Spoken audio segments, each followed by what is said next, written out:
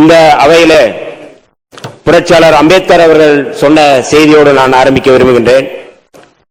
சமூக ஜனநாயகம், அரசியல் ஜனநாயகம் வலிமை பெற்று செழுமை பெற வேண்டுமானால் பெரும்பான்மைவாதத்தை விட சிறுபான்மை மக்களுடைய குரல் வலிமை பெற வேண்டும், செழுமை பெற வேண்டும் என்று புரட்சியாளர் அம்பேத்கர் அவர்கள் சொன்னார்கள்.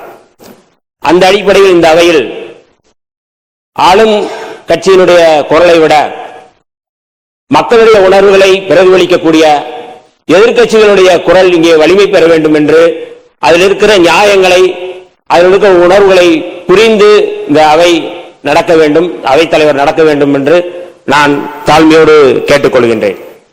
அதே போல இதே கருத்தோடு ஐயன் திருநடை சேர்ந்தாருக்கு யாண்டும் இடும்பை இல என்று வள்ளுவ பெருமனார் சொன்னார்கள். அந்த அடிப்படையில் மரியாதைக்குரிய அவைத்தலைவர் அவர்கள் வேண்டுதல் வேண்டாமை இல்லாமல் எங்களை போன்ற இரு உறுப்பினர்கள் நாங்கள் விடுதலை சிறுத்தைகள் சார்பில் வந்திருக்கின்றோம். எங்களுடைய குரல் என்பது தமிழ்நாட்டுடைய குரல், விடுதலை சிறுத்தைகளுடைய குரல் என்பது தமிழ்நாட்டு உணர்வுடைய குரல், விடுதலை சிறுத்தைகளுடைய குரல் என்பது தேசிய இனத்தினுடைய குரல்.